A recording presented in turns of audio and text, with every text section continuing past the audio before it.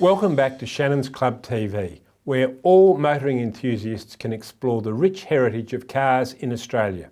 In each episode, we offer a local perspective on our feature car and get some valuable tips from the Shannon's auctions team. Today we have a rare opportunity for an up-close look at our feature car with Nissan technical trainer Anthony Fredrickson. So let's kick off with the high-tech monster from Japan they called Godzilla, Nissan's R32 Skyline GTR. The first batch of 50 Nissan GTRs destined for the Australian market were built in May and June 1991. They were then modified locally to meet the Australian design rules, acquiring child seat restraints, a fuel filler restrictor, high-mounted brake light and other such goodies. 50 more cars were built in August. All local GTRs got Blaupunkt sound.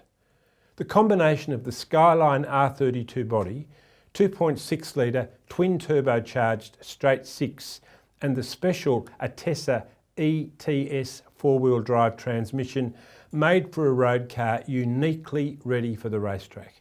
It now seems astonishing that Nissan Australia succeeded in selling just 63 R32 GTRs brand new.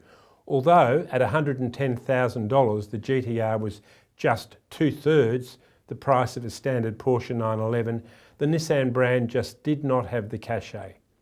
In 1991, no other standard production car short of a Ferrari could run a 13.7 standing 400 metres.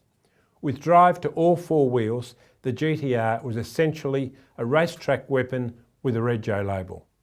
Mark, Nissan's decision to go all-wheel drive with the GTR was not just a triumph of rule exploitation, but it was also a major triumph of engineering, wasn't it? Oh, it really was. I mean, you think how high-tech that car was at the time. It was phenomenal. Even it is high-tech in a lot of ways nowadays. But I think the R32 GTR had always had a bittersweet relationship with its rival teams and fans because they admired its incredible capabilities, but they also resented its unfair advantage with all-wheel drive in pretty much equal measure. More than a hint of envy, I suspect. Yeah, sure. At Bathurst, the R32 actually proved too good for its own cause, and we can probably blame it alone for the introduction of the V8 supercars formula. But the reputation of the car grew, and grey imports flooded the market. Buy a locally delivered car if you can. Now, here's the thing. Those ADR modifications make it easier to distinguish a locally delivered GTR from a grey import. The local cars came in three colours: jet silver, red pearl metallic and black pearl metallic. They were also supplied with an owner's compendium, an idea later adopted by HSV. Claimed maximum power was 206 kilowatts, but the reality was probably upwards of 250. The GTR took advantage of one of the fads of the time, four-wheel steering, and that certainly contributed to its brilliant dynamics. The R32 GTR seemed utterly different from all lesser Nissans, even the 300ZX. But its true heritage was from the Prince marque, which merged with Nissan. Mark, is the R32 GTR one of the greatest touring cars in history? Oh, it sure is. I mean, it was so dominant in Australia that they had to ban it.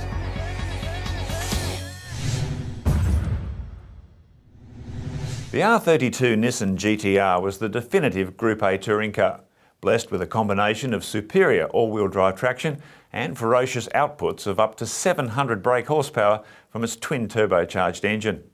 The GTR made traditional rear-wheel drive opponents obsolete overnight. It was no surprise that it earned the nickname Godzilla, because it really was a monster from Japan which destroyed everything in its path. It went unbeaten in the Japanese Touring Car Championship from 1989 to 1993, won production car titles in the UK and USA, and the 1991 Spa 24-hour race in Belgium. In Australia, it enjoyed arguably its most satisfying success in Group A, given the high quality of local Ford Sierra, BMW M3 and Holden Commodore V8 rivals. The factory cars, locally prepared by Gibson Motorsport for Jim Richards and Mark Scaife, swept all before them and were, unquestionably, the world's toughest and fastest GTRs. John, Gibson Motorsports cars were so good. I know that Nissan head office in Japan asked Gibson-san not to bring his GTRs to race in Japan in case they embarrassed their local efforts. I mean, that shows how good they were. It shows how good they were, and it also gives a bit of an indication of how important Australia was in every respect for Nissan. You know, they sent the cars out here for people to buy or not buy, and it was really the world focus for developing the GTR to its potential as a race car. It really was, yeah. The R32 GTR made its belated Australian debut beyond the halfway point of the 1990 Australian Touring Car Championship and played a decisive role in Richard's hard-fought title win with a runaway performance at the final round. And although finishing well down due to drivetrain glitches, Godzilla showed ominous signs of its future dominance at Bathurst that year too. 2 factory GTRs fronted for the 1991 championship and they destroyed the competition. Nissan won 7 of the 9 rounds, finishing 1-2 in 6 of them, with Richards and Scaife also claiming first and second in the title chase. They also shared in a demoralising one-lap victory at Bathurst to give Nissan its first mountain win after a decade of trying. Although governing body CAMS imposed substantial weight penalties and boost restrictions on the GTRs for 1992, the end result was another 1-2 finish in the championship and a second victory for Richards and Scaife at Bathurst. Fact is, the only way CAMS could end Godzilla's dominance was to ban it under a new set of rules for 1993, which, let's face it, was the ultimate compliment. Remember, you can read the full road and race histories on the Shannon's Club website.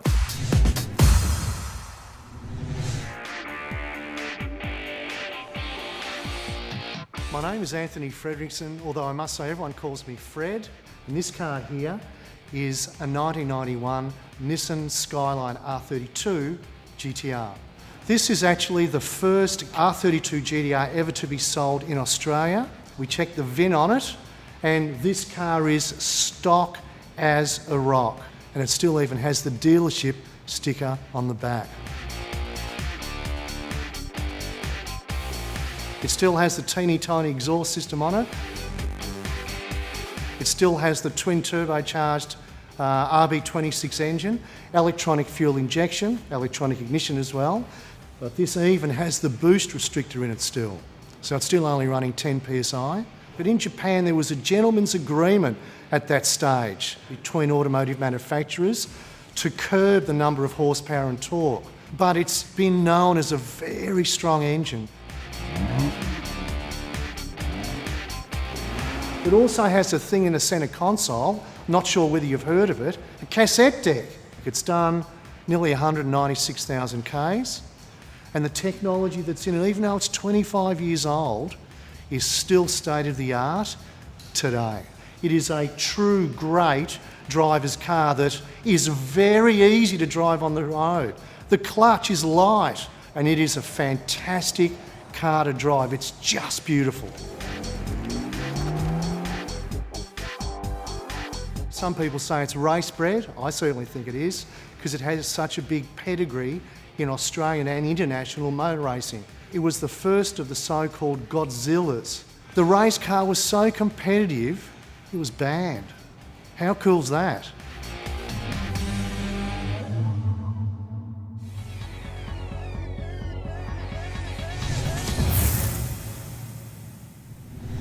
Shannon's National Auctions Manager Chris Borrabon joins us to give us an update on the R32 Nissan GTR. Welcome, mate. Hey Mark, how are you? Good job. Christoph, I'm fascinated by this GTR. Yeah, It was me a car too. that had a lot of trouble selling brand new. Yeah. And then the market was flooded with grey imports.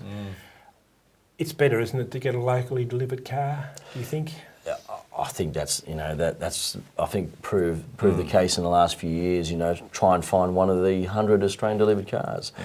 I mean, if we go back to 1991 when the cars were launched in Australia, the dearest Nissan on the market was probably $25,000 to $30,000 in the way of a Skyline or a Patrol. Yeah. And all of a sudden we've got this GTR come on the market at $110,000. Yes, I remember that. With a Nissan Everyone was badge. laughing at How much? Yeah. How much? Yeah, I remember You know, that. and I think, you know, a lot of people forgot to see what you were buying in a package. You know, it was a very, very capable car, even though it had the success in the touring car series that we saw here in 91, 92. I mean, it got me excited. I mean, I love the GTR. It's one of my favourites. Fantastic car. And you know, and to watch how the GTR annihilated everything else on the racetrack. Yeah, yeah. And I happened to spend some time with Fred Gibson and Jim Richards over the years, and appreciating what they went through in getting that car on a racetrack back in the day. And the car was costing them $500,000 to get ready, if not more, compared to some of the other cars who were costing half the price at the time. You do get some of these through the auctions house. We have, don't you? absolutely. Yeah. Do you ever get the original? Do you ever get a one owner, locally delivered car still with the owner's compendium? That'd be nice. We Service have. history? We've received, you know, and they're coming increasingly hard to find, but we have received